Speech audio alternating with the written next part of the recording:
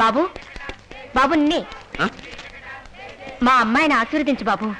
అయ్యో, నేను ఆశీర్వదించడం ఏమిటమ్మా? స్వామి ఆశీస్సుల వల్ల నీ కాలు నయమైంది కదా, అందుకని. అవునన్నయ్య, నన్ను ఆశీర్వదించు.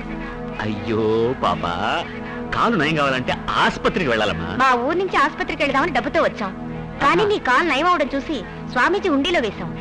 ఏంటండి ఇది? నన్ను చూసి స్వామివారి హుండీలో డబ్బులు వేశారా? అవును బాబు. ఎంత వేశారు? 5,000 రూపాయలు. ఏంటండి ఇది? రేపు అమ్మాయికి ఆసుపత్రికి డబ్బులు కావాలంటే ఏం చేస్తారు? స్వామీజీ ఇస్తారు. నువ్వు చల్లగా డబ్బులు ఉండాలి బాబు. తీసుకుని ఇది స్వామివారి హుండీలోనే వేస్తాను. ఏ జైలు కదా. ఇంకా ఇక్కడ నీకేం పని? వచ్చిన పని అయిపోయిందిగా, డబ్బులు తీసుకున్నావుగా, వెళ్ళు నాయన వెళ్ళు. అవసరం అయితే పిలుస్తాం కదా, వెళ్ళు. అమ్మా అమ్మా, డబ్బులు తీసుకుని ఎక్కడికి వెళ్తున్నారు? స్వామివారి పళ్ళెంలో వేద్దాం. అయ్యో, పళ్ళెంలో వేస్తే ఏంటి, పాకెట్లో వేస్తే ఏంటి, రెండు ఒకటే. వేసేయండి. ఆశ మనిషిని నాశనం చేస్తుంది. అందుకనే ఆ రోజుల్లోనే పెద్దలు చెప్పారు.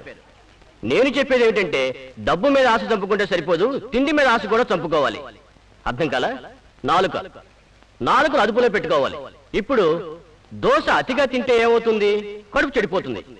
అలాంటివే అప్పడం, వడ.